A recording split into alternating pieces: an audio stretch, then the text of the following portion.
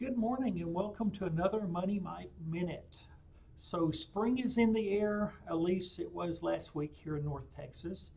What I wanted to mention to you today, with it being spring and tax season and everything here, a lot of times folks are wanting to go out and maybe buy new furniture, a new this, a new that.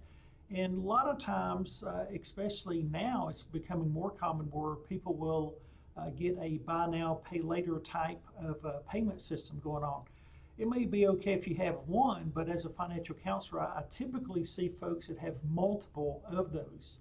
So I would just warn you, be careful. Anytime you have like a rent to own, buy now, pay later, that stuff can sneak up on you, especially if you're not prepared in the event that you have multiple of those loans out to you. And it is essentially a loan, so don't think that, hey, this really doesn't count as much on my credit score because it's not really a credit card or a loan, but technically it is. It's still debt. And what you also have to be very careful is that the late payments, a lot of times late payments are really stacked high on some of these finance options, especially if you have a certain amount of months interest free. I see this often, 12 months same as cash, 18 months same as cash. And if you happen to be late on one payment, then a lot of times the credit card companies or the financial institution, if you will, they will compound that interest all at one time if there's a late or missed payment. So just something to keep in mind.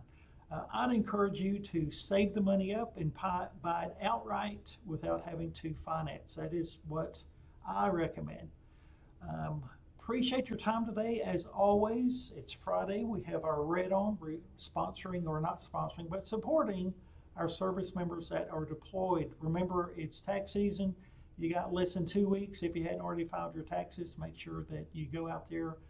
We certainly want you to be prepared when it comes to having your taxes done, as well as all financial stuff that you have going on in your life. So come and see us here at the Military Family Readiness Center. We'll be glad to help you out any way we can. Have a great day.